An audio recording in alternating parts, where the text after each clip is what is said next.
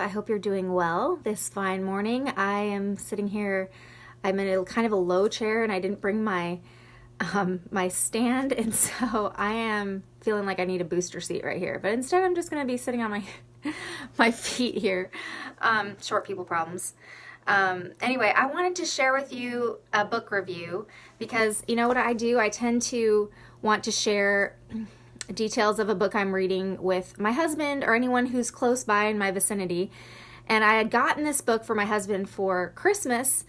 It's called Real Artists Don't Starve by Jeff Goins. I believe that's how you say his name.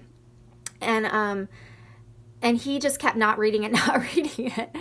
And we even lost it at one point, and I was in the middle of reading it, and I had to finish it so bad that I had to go buy it on my, on the electronic version on my phone so I could finish reading it. So I liked it that much, and he's telling me I can't tell him about it until he reads it. So I'm not going to be waiting that long, so I'm going to tell you about it. And I took a few notes. I thought you'd be interested.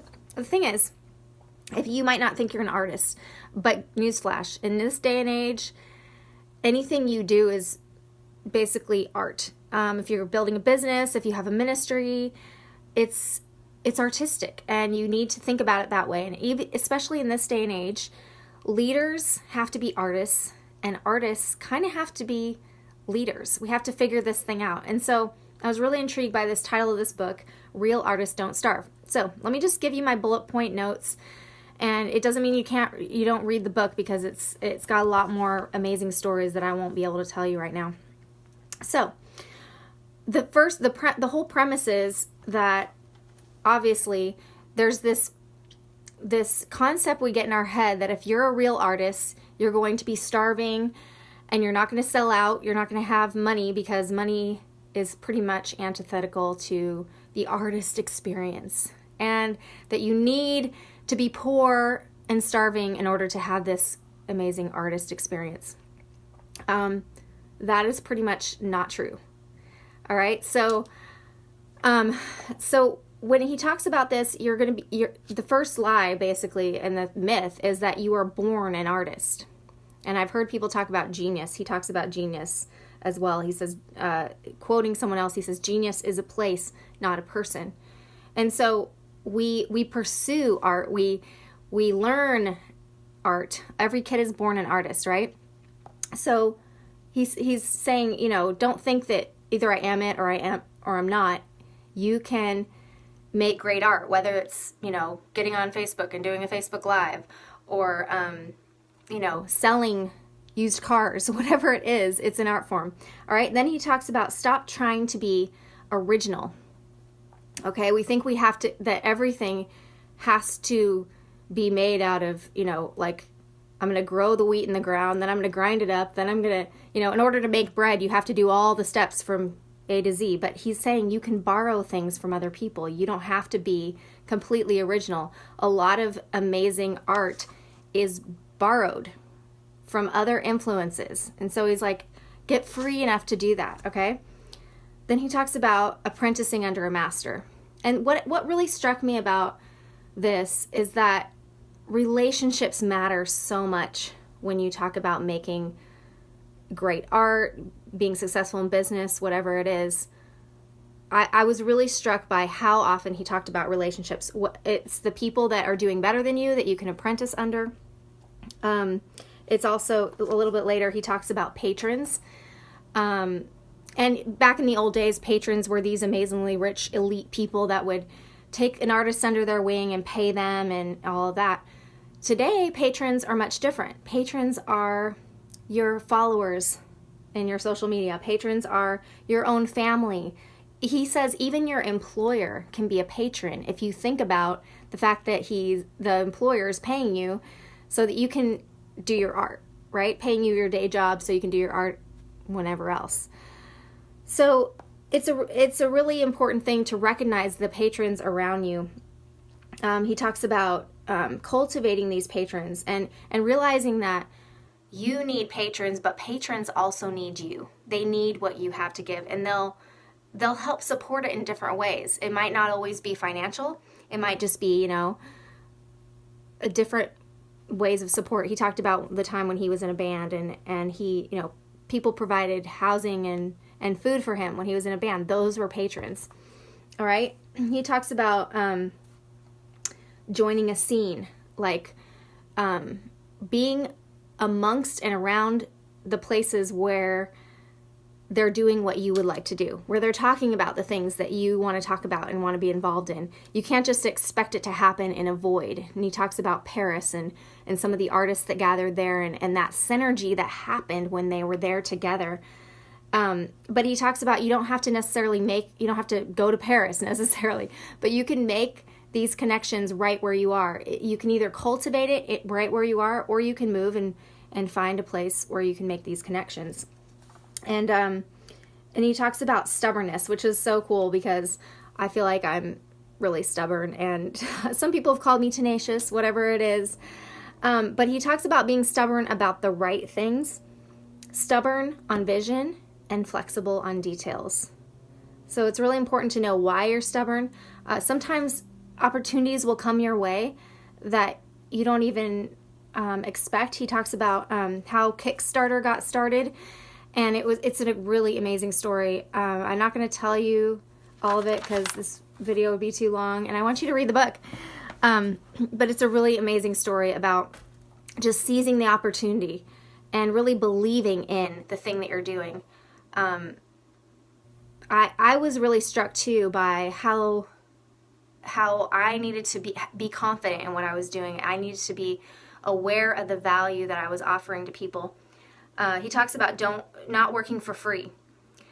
And what that does to your mindset, it's really because you have a negative belief in your own worth when you do things for free and when you give yourself away. Yes, be generous with your work, but also own your work. Also, it's something that's dignified to make money. And he talks really about the heart about making money. It's not about getting rich. It's about the freedom to make more art. It's about the ability that it gives you to do it more and more and to offer the world something more and more valuable. So it really kind of just drives all those limiting mindsets that we can have. Okay?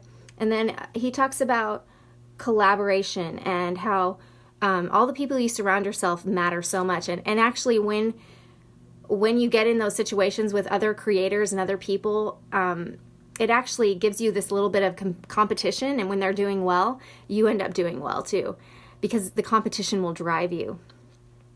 And this is really cool. He talks about practicing in public. Practicing in public. This really goes against all of the perfectionistic tendencies that I have, is to make something absolutely, completely perfect. I wouldn't be doing this right now if I was trying to make something absolutely and completely perfect. And he says, this is a quote here, "Sometimes our most obvious gifts are the hardest for us to recognize.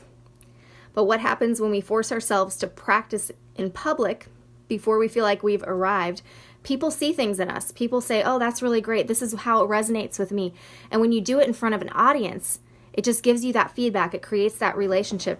He talks about how Chris Rock, the comedian, will go into a comedy nightclub and just take the mic and just try out a few jokes on the audience. Still to this day, even though he's made it big, so to speak, he will be willing to bomb in front of an audience. And they'll be like, what? Why is Chris Rock not, bringing it? But what he wants is that raw experience so he can know what works and what doesn't work. All right, but it takes a lot of courage and guts to do that. So then he talks about the rule of the audience. Basically, you need an audience for your art.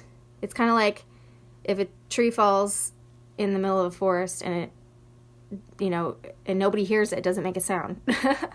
If you make art and nobody's seeing it, is it really art? Is it really worthwhile?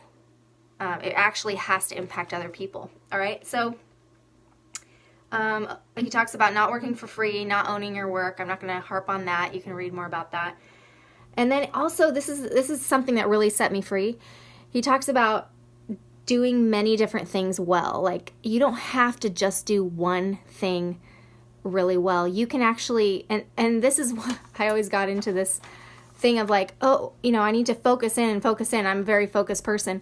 But he's like, it's all right if you learn different skills. It actually makes you more valuable as an artist, as a creator, if you learn more skills. And so he, again, talking about the money and why it gives you freedom to make more art. So what kind of lifestyle do we want? And really,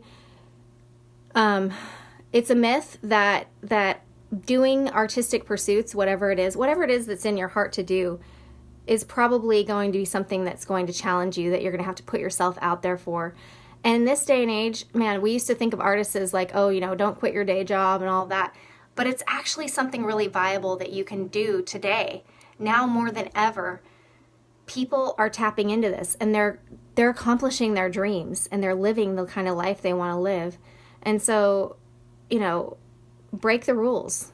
Do what's in your heart to do. And that's what I think this book really did for me, was it helped me just get all those restraints off me and realize I can practice in public. I can make a mess. I can do lots of different things. I don't have to look like somebody else, but I can create and pursue this creative lifestyle.